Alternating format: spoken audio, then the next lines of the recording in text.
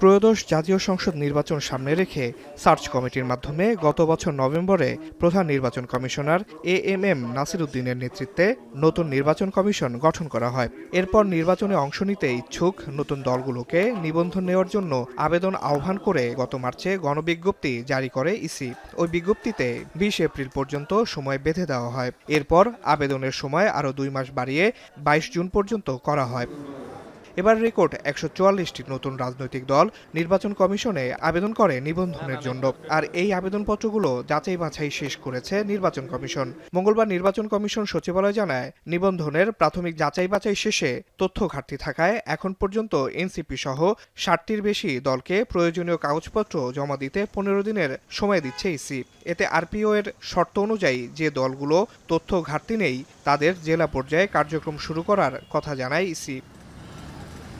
এদিকে প্রবাসী বাংলাদেশিদের ভোটার হিসেবে নিবন্ধন ও জাতীয় পরিচয়পত্রের জন্য 9টি দেশ থেকে মোট 48,080টি আবেদন জমা পড়েছে বলে জানিয়েছে নির্বাচন কমিশন। সকালে এনআইডি অনুবিভাগের মহাপরিচালক এএসএম হুমায়ুন কবির জানান, এর মধ্যে 29,646 জনের বায়োমেট্রিক্স সংগ্রহ করা হয়েছে। আমরা এ পর্যন্ত আবেদন পেয়েছি 48,080 জনের।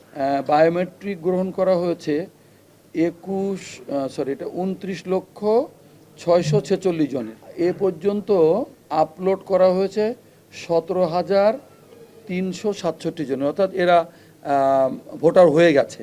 সম্প্রতি 5টি নতুন দেশ যুক্তরাষ্ট্র, ওমান, দক্ষিণ আফ্রিকা, জর্ডান ও মালদ্বীপে এনআইডি নিয়ে কাজ করার জন্য পররাষ্ট্র মন্ত্রণালয়ের সম্মতি পাওয়া গেছে জানিয়ে মহাপরিচালক জানান, এই 5 দেশে প্রাথমিক কাজ ইতিমধ্যে করা হয়েছে। রেজিস্ট্রেশনের কাজ শুরু করার জন্য আমরা পররাষ্ট্র মন্ত্রণালয় থেকে সম্মতি পেয়েছি এবং সম্মতি পাওয়ার পর ওই দেশগুলোতে এই কাজ শুরু করার জন্য প্রাথমিক যে কাজগুলো সেই কাজগুলো আমরা ইতিমধ্যেই শুরু করেছি, কারণ এটার জন্য আমাদের বেশ কিছু প্রস্তুতি আছে।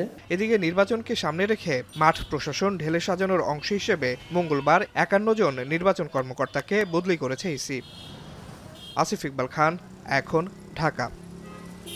টাইলক্স টয়লেট ক্লিনার, যার অ্যান্টিব্যাকটেরিয়াল এজেন্ট টয়লেটের কোনায় কোনায় পৌঁছে 99% জীবাণু ধ্বংস করে।